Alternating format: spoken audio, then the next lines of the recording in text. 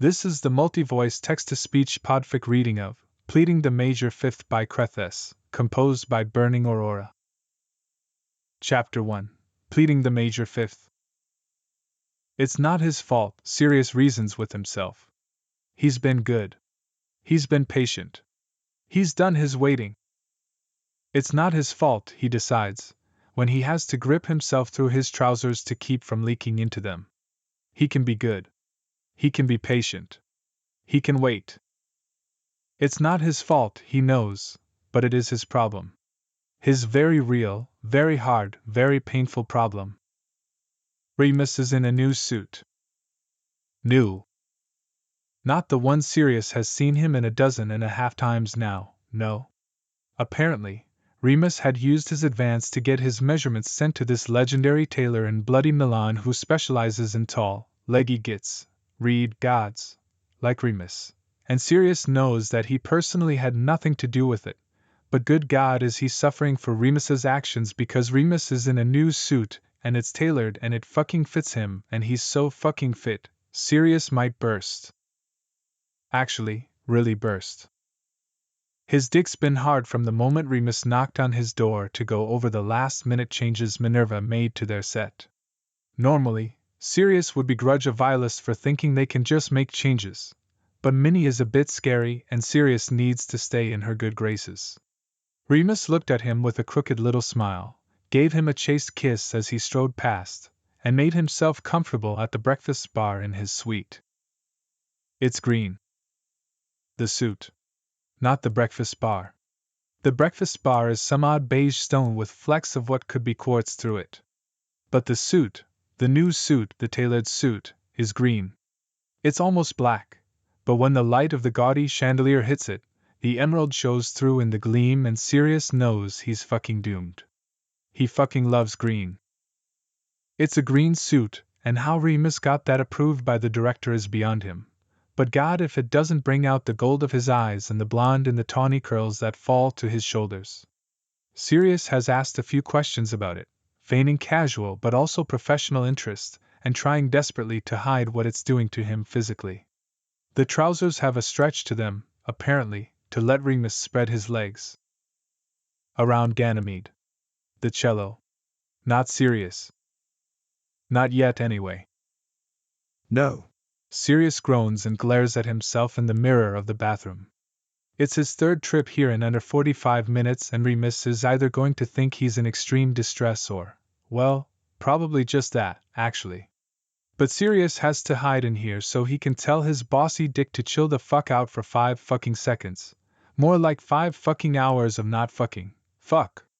So he can act like a normal human being around his boyfriend. His boyfriend in the new green, fitted suit with stretchy trousers. And James. Fuck. Sirius has told James all about Remus, of course. He FaceTimed him while Remus was in the shower the first morning after they hooked up and gushed like a love-struck teenager, unable to keep even one secret from him. James, being his very best friend, had already been privy to Sirius's feelings and was obnoxiously smug for someone who himself struck out 4 times with the Love of his life, my moon, my star. Vom. But tonight's concert is the first time James is coming to see the show. Lily, apparently, has never been to Italy, and as it's nearly their 6-month anniversary, has it truly been that long, James wanted to spoil her. Sirius really hopes Lily likes orchestral music. Well, if not, no worries, there's plenty to entertain them afterwards. But afterwards means the 5 hours up to and including the concert plus the hosting of his guests around Milan, and oh God, if he has to wait that long to get his hands on Remus in this suit, he will quite literally pass away. Remus. Sirius begins as he has about 4 times now, each as unsuccessful as the last at getting further words out. His throat is dry yet somehow thick with saliva and he feels like he's going to choke on his tongue. Remus is propped against the breakfast bar with his head bowed over the loose-leaf score as he marks away with a pencil, his arse on complete display, the router. Remus asks without looking up. You feeling all right? Come look at these and make sure they make sense, would you? Sirius steals his nerve. He can do this. He can look at some music and read Remus's strange, interconnected, captivating handwriting and not think about the way he holds his pencil or his bow or Sirius's dick. Wow. Sirius inhales sharply as his hips bump against Remus's arse, and he practically trembles with the effort of holding back, of not rutting against him like a fucking dog. No, even a dog would have more control. This isn't my fault. Sirius defends quickly, blushing what has to be a shocking shade of red judging by how warm it suddenly is. Remus's shoulders shake with his low, easy laugh, but he still doesn't look up from the page. And I suppose it's mine, then. Well, yes, as a matter of fact, it is. Sirius boldly drops his hands to Remus's waist and rolls his hips experimentally. It's good, but not nearly enough, and he's probably going to need a change of pants after all this is said and done with how much he's leaking into them. Infuriatingly, Remus's pencil continues to scritch along the page. If Remus would just give with the program, Sirius could go back to using his actual brain instead of his lizard monkey hind brain that wants nothing but to bury himself in that fucking brilliant arse. And what is it, exactly, that I'm meant to have done? He is not getting with the program.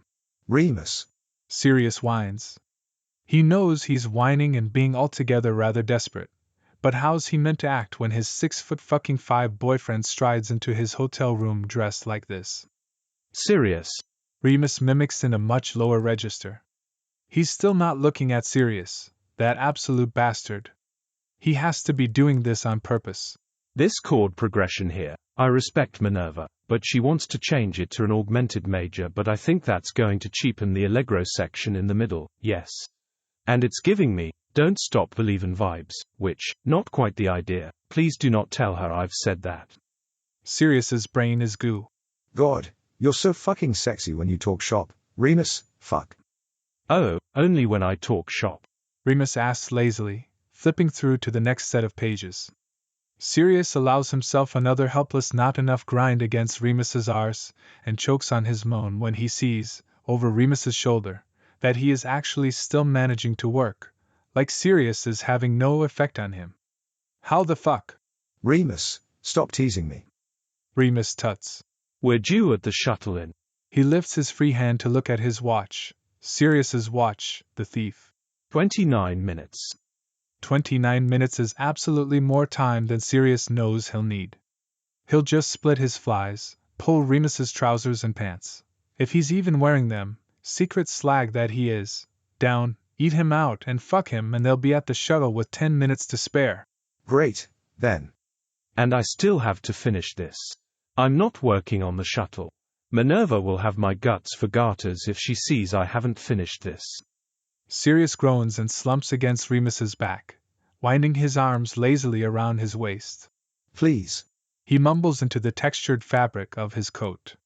Sirius tries to improve his chances by mouthing his way up Remus's shoulder blade, rising up on tiptoe to kiss the strip of warm, tan neck visible above his starched collar, and drifts his hand lower to palm Remus's cock. He's not hard, but he's not soft, and heat rolls through Sirius's body at this discovery. It'll be quick. You know I play better when I've come recently. Remus snorts, but Sirius catches the little hitch in his breath. So he's not made of stone. You play brilliantly either way.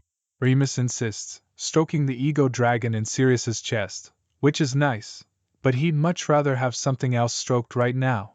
And you have come recently, or was it another man's room I left this morning in yesterday's pants? Even though Sirius knows it's his room that Remus left, he feels a little coil of jealousy wind in his gut. It's his toxic trait, he knows, right up there with hubris, stubbornness, an overinflated ego, and a penchant for melodrama, apparently, but Remus hasn't seemed to mind. Whenever he likes someone, Sirius just gets a little territorial. James teases him that it's because he's named after a dog constellation, like he's got to mark his territory, and he's probably not all that wrong. He hasn't pissed on Remus, nor does he have any immediate or future plans to, but he's definitely stared down 2 friendly bartenders in Benji fucking Fenwick. Sirius tightens the arm around Remus's waist and sucks a red spot under Remus's ear to squash his sudden and irrational annoyance towards the flautist. Stop that. Remus mutters, batting blindly at Sirius's face. Sirius catches his fingers in his mouth and swirls his tongue skillfully around his fingertips before Remus can pull away. He's rewarded with a quick inhale from his boyfriend and a tightening of his shoulders. We really do only have 27 minutes. Sirius spends a completely necessary 20 seconds blowing Remus's fingers before releasing them with a final nibble. Plenty of time, Remus. Sirius whispers in what he hopes is a winning, convincing way. Remus finally turns to face him, dislodging Sirius from his draped stance, and regards him coolly. His level of control is obscene. Sirius used to be like Remus, before he met Remus. He used to be all calm, and cool, and collected, very unaffected by the fawning and theatrics of his pulls. Sirius comes to pieces under his pale gaze, dripping like the honey of his eyes as Remus perceives him. James could be right, and he really might actually be a little bit in love with Remus. But now is not the time nor the place. Remus looks down at Sirius's very apparent erection, bulging obscenely at his trousers, and leans against the bar. I have to finish this. Literally 6 minutes, tops.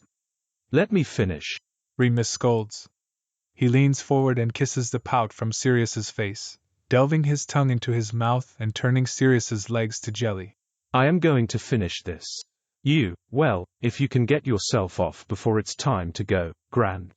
But if you can wait until after the concert, I promise you'll enjoy it more. Or consider, I get off now and after the concert. Remus rolls his eyes and pushes Sirius back, kicking his adrenaline into overdrive, and crowds him against the opposite wall.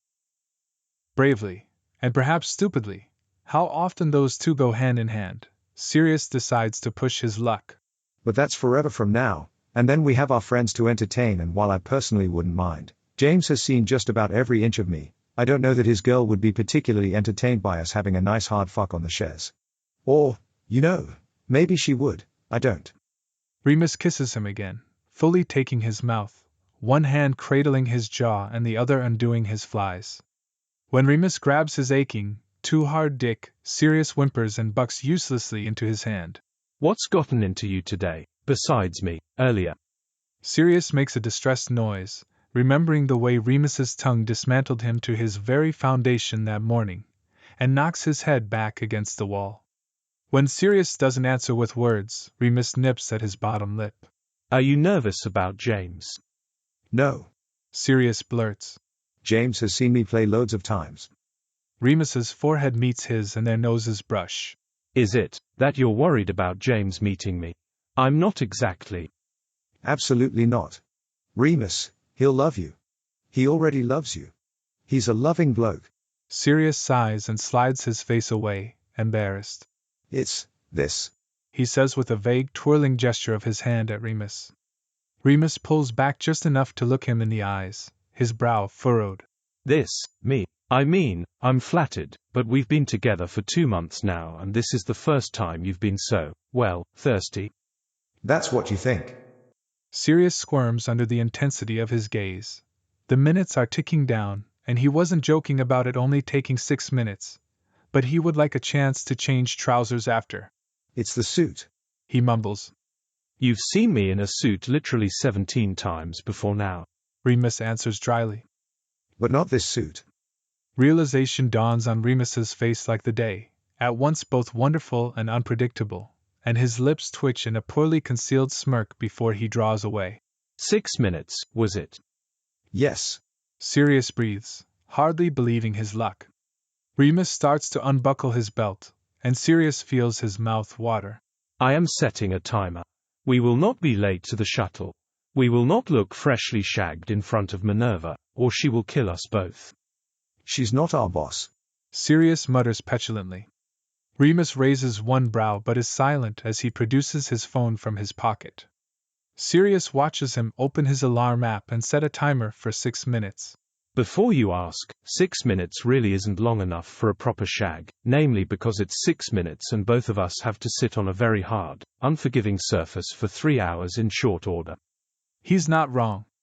Sirius has performed with a fucks or arse before, but while he doesn't normally mind, a piano bench really does suck. Let me. Remus cuts him off again, Sirius would find it quite rude if it wasn't so fucking hot. With a hard kiss, more teeth than anything else, and splits his flies. Sirius would really rather take his time to savor this moment, and soak up every glorious inch of Remus in the suit, but he has, 5 minutes and 41 seconds to get Remus and himself off. Wanna watch you? Sirius pants, breathless from the mind-spinning kiss. Watch me? Remus asks, and his voice drops an octave, well, a major seventh, and takes on a husky quality that Sirius, despite being subjected to it on a now regular basis, is fucking mad for. Sirius nods and pulls back, guiding Remus against the wall. He reaches through the plackets of his flies and preens at the short gasp when his fingers curl around Remus's cock. He is wearing pants, but they're white, and look practically indecent against his tan skin. I want to see you get off, in the suit. Remus's first moan is like the opening note of a piece like Rite of Spring, slow and hesitant, and Sirius drinks it up greedily. He's had 2 months to learn what really gets Remus going, and while he's still got a lot to explore, he has a pretty good handle on how to handle Remus. Sirius tightens his grip and starts slow and firm, but when he tries to ramp up the speed, Remus's long fingers wrap around his stupid, dainty pianist's wrist and gently prise him off to stroke himself. Don't look at the timer, look at me. Sirius snaps his eyes up to Remus's and trembles. Oh fuck, he's close, and he hasn't even touched his own cock. He's dripping with precum and has made a wet patch on the front of his pants that's going to dry all fucky, but oh, watching this is well worth the discomfort. Remus looks hot, his face starting to flush a heady shade of pink, leaning against the wall with one leg turned out. He's watching Sirius intently while his arm jerks, and the slap of skin on skin mixed with the breathy puffs of his moans are more beautiful than anything Sirius could ever hope to compose. Then the fucking timer goes off. It's a heart attack, an unwanted interloper on this private moment, and Sirius actually growls at it. He's fully jetting out of his trousers now, dick hard enough to cut diamonds and throbbing from the show he just witnessed. Remus, please. Duty calls, Sirius. Remus interrupts. He pulls his hand away, swallows hard, and tucks himself back into his pants and trousers with a little grimace. You're joking. Remus shrugs and adopts a patient, level smile. No, I'm quite serious. We have to go. Wash your hands, splash water on your face, fetch your shoes. He drops a kiss on Sirius's brow and leaves him gawping while he sets about to do those same tasks. Remus. Sirius gives chase, feeling altogether ridiculous with his cock bobbing between his legs. Remus. Remus looks at his reflection through the mirror as he pats his face dry. Hands, face, shoes. If we're late, I'm sitting with Poppy. The walk down to the shuttle is excruciating. Still hard dick aside, no amount of cold water splashed on his face could dampen his ardor, apparently. Remus walks very quickly, and as Sirius trails after him, he just has to watch his arse. It's torture. They make it just in time to board the shuttle that will take them to the elaborate concert hall. It's more of a train, but the director calls it a shuttle and Sirius has better things to do than argue semantics with a doddery old man. Things like trying to convince Remus to engage in a little train cabin frottage or a cheeky handjob. They don't have to share the closed-off area with anyone.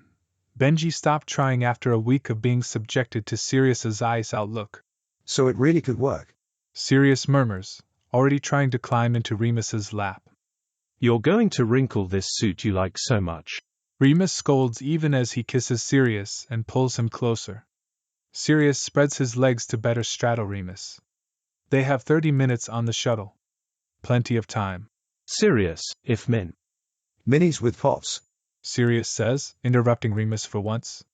He goes back to the barely there mark he left earlier under Remus's ear and sucks at it, drawing extreme pleasure in the way he can feel Remus stiffen under him. Literally anyone else, then. Sirius grumbles and rolls his hips down hard. Let them see, he says, leaning in to catch Remus's bottom lip between his teeth. You really can't wait until after the concert. Intermission. I really can't. He could. Probably. He just doesn't want to.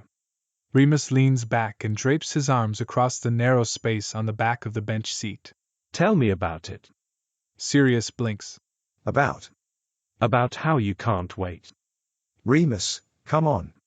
Remus smirks, the gorgeous fucker, and does a little hip thrust that has Sirius's body lighting up with pleasure. I'm perfectly happy waiting until intermission. Something about the level look in his eye, so at odds with the erection pressing into his arse, makes Sirius's blood run hot. They've played around a little with stuff like this, exchanging the power dynamic as it suits them, exercising control and rules. Sirius doesn't consider them fully into the lifestyle or kink, at least not at present, but he can't deny that Remus telling him what to do is fucking sexy. This part is new though. Remus usually doesn't even pretend that he's not just as interested as Sirius is in sex at any given moment, and while Sirius can obviously tell that he is, hard dick against his arse, this challenge is appealing. Still, Sirius is a prideful wretch, aforementioned list of toxic traits, and saying the words in the face of Remus's smug face is difficult. Sirius tries to express himself nonverbally by squirming on Remus's lap and kissing him desperately, but Remus pushes him back with gentle, firm hands. With your words. Remus. Sirius whines, embarrassment welling up coincident with a new wave of arousal. Remus searches his face quickly, a rapid flick of his eyes across Sirius's features and back to meet his gaze, something Sirius has learned to be him, making sure he hasn't gone too far. Beg. A shiver runs down his entire body at that, overwhelming and terribly exhilarating. Here. Remus's laugh jostles him. I mean, we could take this to Ben. No. Sirius growls, rocking his hips forward to kiss Remus, his possessiveness turning into a weapon that beats back his pride. Please. He breathes into Remus's mouth. Remus hums in a farce of consideration, his hands dropping to Sirius's waist to grind him down against his body. Sirius huffs and trails kisses down Remus's jaw, to his neck, anywhere he can get his lips on. Please, Remus. I need you. It's starting to work. Remus's breath is hot against his hair, and his hands start to wander, drifting closer and closer to where Sirius needs them most. Go on. I can't fucking stand how goddamn good you look in this suit, and it's not bloody fair, and I need you to touch me. It's easier now that he started, and while the searing heat of his humiliation burns his cheeks, the heat between his thighs is far hotter, and far more urgent. Please, Remus, touch me. I'll do anything. Anything you want, whenever, wherever, just for the love of fuck, touch me. Tears prick, welled up by embarrassment, but it seems to have worked. A low, rumbling, satisfied hum is pressed to Sirius's mouth, and Remus opens him up with his tongue, tasting Sirius's desperation, his yearning, his pure, unadulterated need. You know I really can't fuck you, right? Remus murmurs as his hand works its way between them to unbutton Sirius's slacks. Yes, that can be later. Intermission. Just please, oh god, fuck, thank you. It's nearly a sob, a sound wrenched from him the moment Remus's clever fingers wrap around his pre-cum tacky shaft. It's far better than a dry handjob has any right to be, but oh, Sirius could cry with relief. Don't get my suit messy, Remus warns, smirking against Sirius's lips, and Sirius nods, nonsensical. And I can't fuck you at intermission because we still have over an hour to perform. Don't care. Sirius babbles, rutting into Remus's fist, and he really doesn't care. A throbbing arse on an unyielding piano bench would be well worth the mind-numbing pleasure of Remus fucking him against the door of a bathroom stall. Oh fuck, Remus. He's not sure how he's meant to not make a mess, because he can feel more pre-cum slicking up Remus's fingers as he spreads it around the sensitive head of his cock, making obscene, schlicking noises. Fuck, Remus, fuck, let me blow you. Sirius begs, half afraid of actually coming on Remus's suit. Shine brogues are far easier to wipe cum off of, and half just needing to keep showing Remus how much he wants him. Remus's hand stills and Sirius slides off of his lap to kneel on the floor. He'll need to dust and maybe dab some water on his knees later, but that's a problem for future Sirius.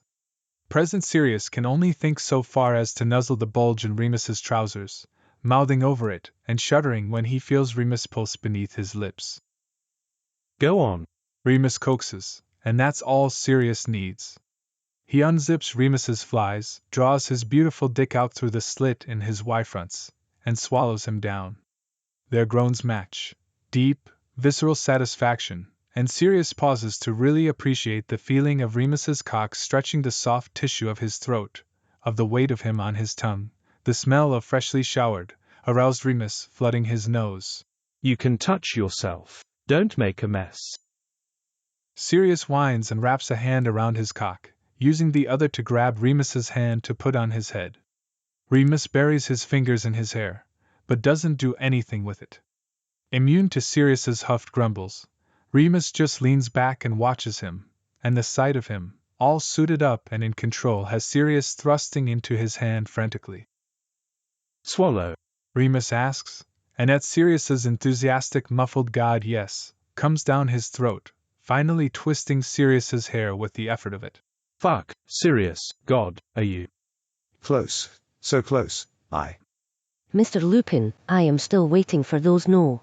Where most people would have reacted with embarrassed shock, made an apology, and beat a hasty retreat, Minerva McGonagall is not most people. She merely sighs and casts her eyes to the window above Remus's head, pinching the bridge of her nose. If you're quite done. Remus subtly tucks himself back into his trousers, and Sirius is left kneeling, shaking, so fucking close. He's not kinky enough, or dumb enough, to keep going in front of her. She'd flay him alive. Quite, Remus says quietly, a deep crimson dusting his cheeks. The notes. Remus goes to pull them from his bag but appears to remember where his fingers have recently been, and gestures to it, sitting innocuously near the compartment door. I expect they're complete. Sirius tenses. He definitely distracted Remus from his task, and guilt lances through him. Remus and Minnie have a gentle, easy peace between them, but Sirius knows how delicate that balance is with him in the mix. Yes, of course. Excellent ideas, just made a small edit there in the beginning. Remus. Sirius's voice breaks, quite ruining the effect of his indignance because Remus is a sneaky git. Going on with all that tosh about needing to work, and don't distract me, and musical theory this, that, and the other. It's a good thing you aren't a vocalist, Minerva says coolly, and Sirius feels his face heat up. He'd be a lot more prepared for a volley of sass if he didn't have his back to her, and still have his rapidly softening cock in his hand. Still, he's still himself, and croaks back I'd make a great vocalist, even with my throat all foo. Forgive us, Minerva. Remus interrupts with a sharp rap to Sirius's skull. We'll be more discreet next time. See that you do. We'll be there in 5 minutes. The door clatters shut. Sirius isn't sure how they'd missed her coming in, except he is, because he was far too occupied with Remus coming in his throat, and Sirius holds his breath. 5 minutes. He could definitely make this work in 5 minutes, but the look on Remus's face tells him that won't be happening. Remus, please. Remus reaches down, pulls Sirius into his lap, and kisses Sirius until he sighs and relaxes against his chest. 4 minutes now. He murmurs, tracing the line of Sirius's brow with his fingertips. Intermission. Not now. Intermission was, in fact, rather brilliant. Their heated snog in the men's had Sirius panting and dropping trow, a chorus of Please finger me, I can handle it. Played against Remus's mouth, his neck, his clavicle. Remus denied him again, claiming they both needed full use of their fingers for the last half of the concert.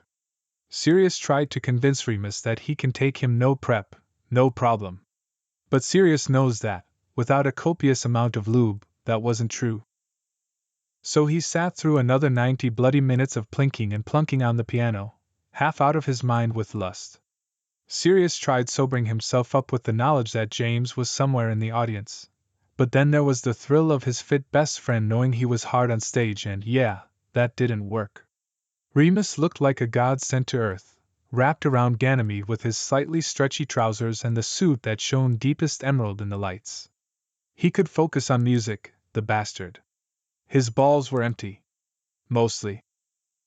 When the concert finally ends, Sirius catches Remus's heated gaze from across the stage, and it's only his deep and undying love for James Potter that keeps Sirius from pulling Remus behind one of the heavy curtains and fucking himself on his prick.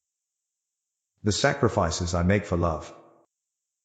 Still, when Sirius sees James, sharply dressed in a maroon suit, it's always red, with him, with Lily in deepest emerald green.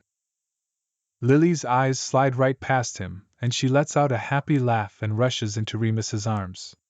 They hug for a long, emotional moment, Lily's face pressed into his chest, his own tucked against her red hair, and Sirius doesn't know what the fuck is going on. Judging by the look on James's face, either does he. Ah. He and James exchange a hug that is far more awkward than it should be for two brothers, but they're both distracted by their significant others' matching outfits, and the smiles that split their faces. Hey, hi, hello. I'm James. James, bless him, greets. Remus and Lily finally part, and if Sirius didn't know better, and he might not actually know shit, apparently, he'd say there are tears in her eyes. Oh. Sorry. Lily says, and yep, her voice is a little thick and she dabs at her lower lashes with the flat side of her finger. Remus, my boyfriend, James Potter. James, this is my best friend, Remus Lupin. James and Sirius exchange another confused, shocked look. Best friend. Never, not once has Remus mentioned that he knows Lily Evans. Sure, he's mentioned a friend coming to see the show from England that he hasn't seen since she moved to London from Dover 2 years ago, and sure, Lily has moved to London from Dover about 2 years ago, and alright, perhaps it was a little odd that both of their best friends were coming to see their show with their significant others at the same time, but literally, the odds. Remus shakes James's hand and gets hugged by Lily again. Sirius's little jealousy dragon perks up, but Remus kisses the top of his head and settles the creature. Easy, killer. It's good to meet you, James. Lily's said so much about you. James looks suspiciously at Lily, probably still trying, as Sirius is, to figure out how on earth they've gone so long without knowing. Only 6 months' worth, I hope. Lily smirks and Remus laughs. I'm afraid not, James. But don't worry, she's got nothing but good things to say now. Now. Lily just smiles, grabs James's face in her hands, and pulls him down for a kiss. Sirius, expectant, turns to Remus who, with a roll of his eyes, obliges and kisses him sweetly. It's delicate, dolce coamor, and Sirius quite forgets that he's cross with Remus for A, edging him 3 fucking times, and B, not telling him about his best friend. They find themselves at a very nice bar, though bar seems too crass a word for this place, with its modern decor and suited wait staff, the name-dropping in euros that passed between hands. Lily looks nervous, but James keeps his guiding hand on her waist and assures her yes, this is where they're meant to be, and no, there aren't prices on the menu and it doesn't matter, she should order what she wants. The drinks are exquisite, perfectly crafted, luxury cocktails that smoke and glisten and bubble beautifully, and before long, the 4 of them are rosy-cheeked and laughing freely as they trade stories. Has Remus told you about the wolfhound that had it out for him, Sirius? Sirius looks from Lily to Remus and back again. No. He draws out, a slow smile sliding onto his face. Lily, no. For whatever reason, this big Irish wolfhound named Cowmin, I know, who names their dog Cowmin, determined that Remus, and only Remus, was a threat to the peace of the street. Every time he walked by, that dog would have a go at him. What did you do to him? Sirius accuses playfully, thriving in Remus's embarrassment. Dogs don't just hate someone for no reason. I did nothing. I tried to give him some bacon once and the bastard bit me on my ass. Oh, so that's where that scar is from. The one that sort of jags down to your D. Don't need to share that information with the class, Sirius. Remus interrupts, sliding his warm hand over Sirius's mouth. Their eyes meet and a fissure of want breaks through him. Remus must feel it, too, or feel the way Sirius gasps against his palm, and just like that, his trousers are tight again. Fuck. Remus clears his throat, withdraws his hand, and downs the rest of his cocktail. If you'll excuse me. he murmurs before getting up and walking towards the lavs. Well, Sirius isn't an idiot. He waits until Lily and James have occupied themselves on the dance floor before whisking himself after Remus. He's pulled into the disabled stall and pinned to the metal wall by Remus's hips and very obvious erection. Still down bad for it. Remus taunts, like he doesn't fucking know. Sirius nods frantically, reduced to squirming already under the force of his amber gaze. Please. Please. Fuck, Remus. We can be quick, I just need. I know. Remus soothes and Sirius watches, captivated, as he sinks to his knees. You've been so good and patient. If asked in front of the magistrate, or in front of a madman with a knife and asked why the next words came out of his mouth, Sirius truly would not be able to provide an answer. No, I haven't. Remus pauses midway through unzipping Sirius's flies. He looks up at him, a wicked gleam entering his eyes that has Sirius dripping another glob of pre-cum into his pants. Fuck, they feel soaked already. No, you haven't. Remus agrees mildly. Too mildly. He straightens up, shoves his hand into Sirius's pants to stroke him briskly, and smirks. So here's what's going to happen. Remus nods him within an inch of his life and a millimeter of his goddamn sanity, drawing out the most mortifying, slagging noises from Sirius's very soul, a counter-melody to the slick sounds of their mouths and Remus's low refrain of, Just wait until we get home. It's painfully obvious when they return to the table what they've been doing. Sirius's mouth is cherry red and feels a little swollen, he's got stubble burn on his neck, and Remus's hair has been upended. James's hair is also a little worse for wear, and Lily looks rather proud of herself. James looks at them, trying to repress a smile. I got worried and went to check on you, everything go okay in there? Sirius shoots him an icy look, but Remus chokes briefly on his water. Fine, thanks. Sirius snips, but James is not easily deterred. Sounded like someone was in agony in there. You eating enough fiber? Peeing after sex? All that, ow. Lily. Lily's elbowed him in the ribs, and Sirius could kiss her. You say that like we were just dancing. She teases, and James turns red under his bronze skin. Lily looks at Remus, her entire demeanor changing in an instant. We're here all week and you two must be tired. Why don't we call it and meet up tomorrow for brunch? Saint Lily of the horny slags. Bless you. Sirius whispers in her ear as they part ways, and Sirius makes sure to tip their Uber driver handsomely for the absolute display they put on in his back seat. Lifts seem to be their thing, the tension of the day coming to a head and snapping the moment those doors slide shut. Sirius has lost track of how many people they've startled or offended over the past weeks, but he can't find it in himself to care. Remus is touching him, sucking on his neck, and they tumble into Sirius's room, into the bedroom, roving, hot hands and filthy promises turned reality. Remus tries to remove his suit jacket, but Sirius stops him with a near-feral growl. No. Leave it on. He demands, sliding it back onto Remus's shoulders and doing the buttons of his waistcoat up again. God, you look so fucking good, how the fuck? How the fuck? Remus scoffs and sets to stripping Sirius bare, suit, coat, and button-up cast carelessly off onto the bed, bow-tie flung to the ether, undershirt pulled over his head. Sock garters. Remus mumbles against his thigh as he drags Sirius's trousers and pants down, and he gives one of them a snap. I'd love to see you in stays, he adds, mouthing his way up Sirius's legs to bite at his hip bone. Yeah. I have 3 sets. Ah, fuck, Remus. Remus has taken his throbbing cock down to the hilt in his mouth, and Sirius keens. Fuck me. Please, Remus, please, need to feel you. Remus pulls off with a pop and walks him backwards into the bathroom. It's a sprawling ensuite, rather nice for the digs the foundation puts them up in, and Sirius's back connects with the cold, hard edge of the sink. Remus spins him, and Sirius moans weakly at their reflections, him, flushed and completely undone, and Remus, suited, collected, and hungry behind him. like this. God, yes. Don't need prep, Remus, just. Sirius cuts himself off with a pitiful whine when the heat of Remus's body leaves him. Getting a condom and lube, princess. Remus calls, laughing, and oh no, has a new kink been unlocked? Princess sends a violent shiver through his body, but Sirius decides to tuck that particular curiosity away for later. Despite his claim, Remus tries to prep him anyway, sliding 2 lube-slicked fingers into his body before Sirius can protest further. He's not gentle about it, and Sirius really doesn't want him to be. Not after 4 ruined orgasms.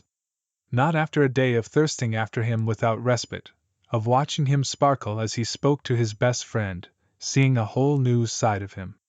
Remus always appears happy around him, but with Lily, he glowed and fully relaxed into himself. Sirius wants to see that all the time. He wants. Enough. Fuck. Me. Christ, you're a bossy bottom. Remus tuts fondly as he withdraws his fingers. He lines up and Sirius's whole body hums with the sostenuto of finally. Only for the fucking arsehole to pause just shy of breaching him. Remus. Sirius snaps, a piece of him breaking off, shattered by the denial, by the teasing. Beg. Please. Remus snorts and holds Sirius's hips firmly against the marble counter as he slowly slides himself along Sirius's crease. Beg. It comes out of Sirius's mouth like water, just pouring into existence.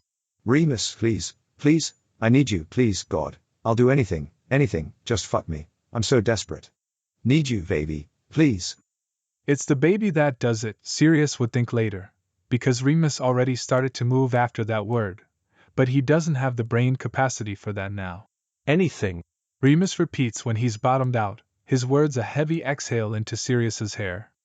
When Sirius nods, Remus reaches around to tilt Sirius's jaw up. Look at yourself. Don't stop looking at yourself. Remus instructs. He'd be mad to disobey. Remus has already shown him that he has no qualms about leaving Sirius high and dry, and Sirius really doesn't think his fragile grip on sanity, a family trait, can handle another one. So he looks. He sees himself lean forward onto the sink and hold on for dear life as Remus sets a brutal pace.